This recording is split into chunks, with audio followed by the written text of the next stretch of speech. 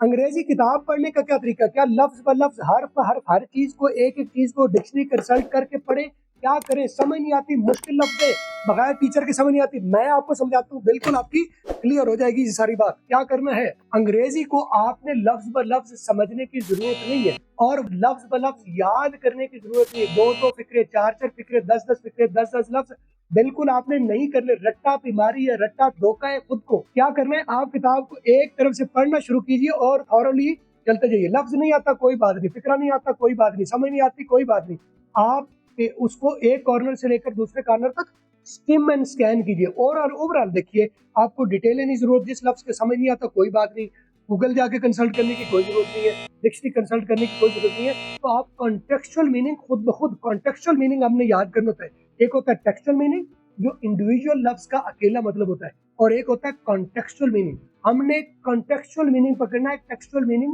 नहीं पकड़ना। Contextual meaning कौन सा है कि एक फिक्रे में, चलते हुए फिक्रे में दरमियान में कोई लफ्ज आ रहा है तो वो आगा पीछा सारा जो स्याको सबा के वो उसका कॉन्टेक्स्ट बनता है। और आपको वैसे किसी किसी जगह पर लफ्ज लिखा हो, अकेला लफ्ज लिखा हो, तो वो टेक्स्ट है, कॉन्टेक्स्ट उसका कोई नहीं है। तो कॉन्टेक्स्ट के बगैर आपने नहीं सीखना, आपने कॉर्नर टू कॉर्नर पढ़ना है। जो लफ्ज नहीं आता, जो फिक्रा नहीं आता, कोई बात नहीं, लेकिन इसमें क्या होगा, समझ आपको थोड़ी आएगी। आप इसके लिए कंसिस्टेंटली आप ये करना है, आप ये करते जाएंगे तो आहिस्ता आहिस्ता आहिस्ता आहिस्ता जो जो लोग तरतीब से ग्रामर हर चीज सीखने आ रहे थे, और जो इस तरह से ये वाला तेज निकलेगा, ये वाला जल्दी कर लेगा, इसकी कॉम्प्रिहेंशन तेज होगी, क्योंकि आप कॉन्टेक्चुअल मीनिंग कर रहे होंगे। यही हिसाब अंग्रेजी सुनने के साथ भी है। किताब से पढ़ लो, पढ़ना आता है तो पढ़ के सीख लो, या सुन के ऑब्जर्व कर लो। लैंग्वेज सीखी नहीं जाती, लैंग्वेज एक्सपीरियंस की जाती है through our visual vocal senses. तो अगर आप पढ़ना है तो किताब से पढ़िए, नहीं तो आप सिंपली तौर पर, अगर आप पढ़े लिखे भी नहीं है, आप अंग्रेजी को सुनिए। कहाँ से, मूवीज, डॉक्यूमेंट्रीज, डायलॉग, सारी चीजें सुनिए। पढ़ना लिखना नहीं आता कोई बात नहीं, मैंने एक कोर्स बना दिया, फर अंग्रेजी कोर्स, फर इंग्लिश कोर्स। फर का मतलब है फर आप बगैर झिझक के, बगैर रुके आप बोलोगे। क्या किया है, लफ्ज ब लफ्ज, हर्फ सेंटेंस बाय सेंटेंस, उर्दू में, इंग्लिश में, पाकिस्तानी स्टाइल में, गोरों के स्टाइल में लिख कर और बोल कर आपको गाइड कर दिया है। गोरे कहाँ साइलेंट करते हैं, कहाँ स्किप करते हैं, कहाँ ब्लास्ट करते हैं, कहाँ मल्टीपल वर्ड्स को मिला के बोलते हैं। यही वो वजूहात है कि हमें गोरों की समझ नहीं आती और गोरों को हमारी समझ नहीं आती। तो जब आप उनको, गोरों को सुन लोगे, क्योंकि आप गोरों को डायरेक्ट सुनते हो तो आपको समझ नहीं आती, मैं ट्रेनिंग दूंगा तो ये सारी चीजें आपके ऊपर बिल्कुल अनलॉक हो जाएगी अंग्रेजी।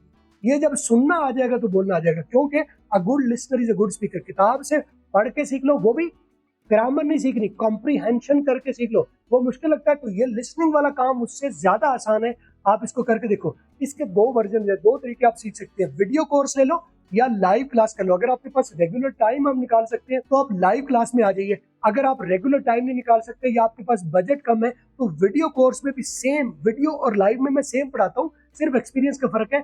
आप वीडियो कोर्स के लिए वीडियो और लाइव क्लास के लिए लाइव क्लास लिख के आप ये नंबर पर व्हाट्सएप कर दे तो आपको मेरा कोर्स मिल जाएगा और मेरी सपोर्ट भी आपको साथ अवेलेबल होगी। टीम आपके साथ होती है। आप जब तक बेहतरीन स्पीकर नहीं बन जाते, मैं और मेरी टीम आपके साथ लगे रहते हैं। आपको कामयाब करने तक हमारा साथ आपके साथ रहता है। नंबर पर राब्ता कीजिए और पूरी ट्रेनिंग आपकी मुंतज़िर है।